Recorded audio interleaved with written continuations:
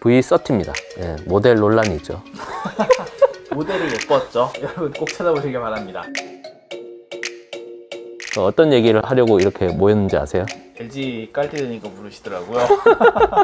1월 30일 날 네. 컨퍼런스 콜이 올라왔어요. LG전자 스마트폰 MC 사업부가 19분기 연속 적자 4년 하고도 9개월. 9개월. 네. 네, 5년이에요. 뭐 5년. G4 나왔을 때쯤이었을까요? 그때 이후로 계속 네. 쓰고 있다는 슬픈 소식. 흔히 LG 야구 팬들이 그런 얘기 하잖아요. DTD라고. 바닥을 알 수 없는 지옥 쭉 내려가는 거예요. 바닥인 줄 알았는데 지하실이 있더라. 사실 저번에 이미 우리가 LG 스마트폰 뭐가 문제다 이런 얘기는 충분히 했기 때문에 그 얘기를 하려고 이렇게 모인 건 아니에요. 이번에 컨콜에서 차기 플래그십 모델인 V60 신Q 우리나라 시장에는 출시하지 않고 글로벌 시장에만 내놓겠다. 국내 시장에는 매스 프리미엄이라는 전략으로 다른 형태의 스마트폰을 국내에 출시한다. 이걸 어떻게 해석을 해야 될까요? 플래그십은 외국에 내놓고 매스 프리미엄이라는 스마트폰을 한국에 낸다? 약간 역차별이 아닌가. LG전자의 속사정에 대해서도 좀 생각을 해야 되지만 일단 소비자 입장에서 봤을 때는 LG전자가 플래그십 모델을 좀 더 저렴하게 내야 되지 않겠냐. 물론 LG전자 입장에서는 이보다 저렴하게 내놓으면 안 된다. 팔아도 이익을 남길 수 없으니까 LG전자가 좀 떨어지는 모델을 가성비 있게 내놓을게 말씀하신 것처럼 역차별 아닌가 이런 얘기도 좀 나올 수 있을 것 같아요. V 시리즈는 이 어드벤처의 V에서 나온 단어라고 합니다. 모험적인 그런 가치들을 추구하는데 이 V 시리즈에 의미가 있다고 했는데요. 사용자들이 탐험하는 느낌을 제공할 수 있는 그런 스마트폰이 될 것이다. 좀 액티비티한 네, 그렇죠. 그런 활동을 하는데 좋은 그런 스마트폰이다. G 시리즈는 이제 고급 세단에 빗대어서 누가 쓰더라도 편리함과 쾌적함을 느낄 수 있는 그런 완성된 스마트폰의 가치를 느끼게 하겠다. G 시리즈랑 V 시리즈가 많이 모호해졌죠. 그렇죠. 대화면이 V 시리즈다. G 시리즈는 좀 작은 화면이다. 이렇게 얘기를 하다가 그 다음에는 이제 LCD는 G 시리즈, OLED는 V 시리즈. 최근에는 또 한 번 더 말이 바뀌었어요. LTE 버전이 G8, 5G 모델이 V50. 어느 때부터 이게 좀 어긋났는지 한번 좀 살펴보려면은 V 시리즈의 변천사를 한번 저희가 살펴봐야 될 것 같아요.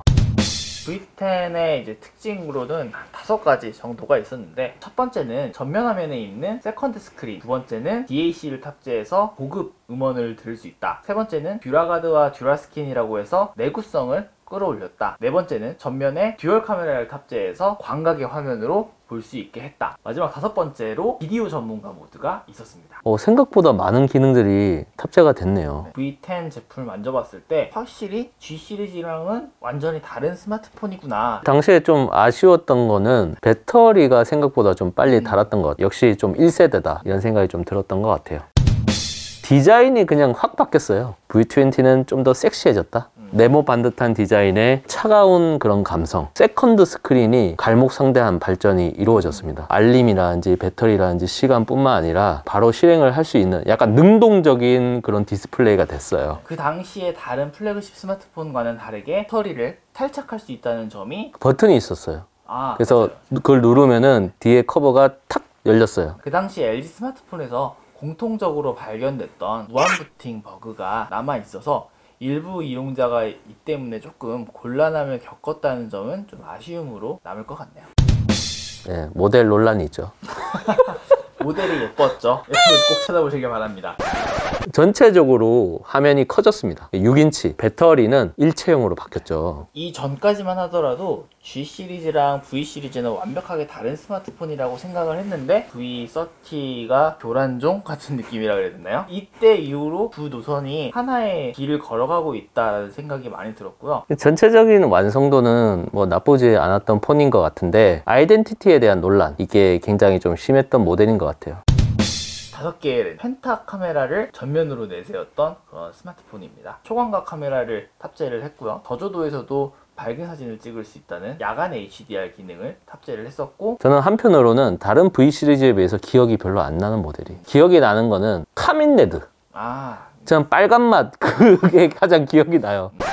이 세 카메라의 품질이 조금씩 달라서 균일하지 못했던 것, 카메라 프로세싱과 그 최적화 차원의 문제인데 카메라를 메인으로 삼았던 스마트폰에서 아마추어 같은 느낌이 보였던 부분들이 마이너스 요소로 작용했던 스마트폰이 아니었나. 소프트웨어적으로 보정해주는 기술도 굉장히 중요한데 HDR, LG 거보다는 구글이나 샤오미 그걸 차라리 써라. LG전자 입장에서는 굉장히 좀 창피한 얘기거든요. 디테일이 많이 떨어지다 보니까 분명히 하드웨어 스펙적으로는 굉장히 좋잖아요. 펜타 카메라고 초광각 지원하고 왜 카메라에서는 압도하는 모습을 못 보여줬을까 아쉬움이 있지 않나 하는 생각이 듭니다.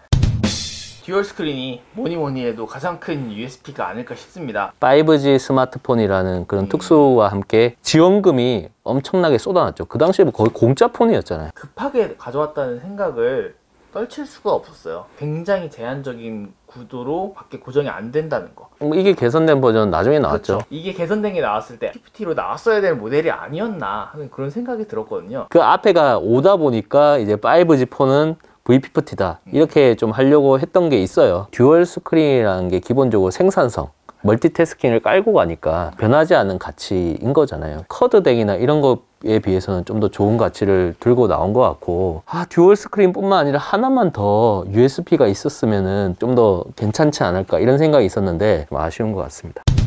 LG전자의 미래를 이렇게 좀 어둡게 보고 있어서 뭐가 나오더라도 조금 걱정이 앞서게 되네요. 개선되길 바라지만 개선이 솔직히 안 될 것 같아요. 그래서 냉정하게 얘기해서 뭐가 나오든지 지금은 별로 관심조차 생기지 않는 지경에 이르렀습니다. 오늘 영상도 잘 보셨다면 좋아요, 구독, 알림 설정 해주시는 거 잊지 마시고요. 저희는 또 이제 다음에 다른 영상으로 또 찾아뵙도록 하겠습니다.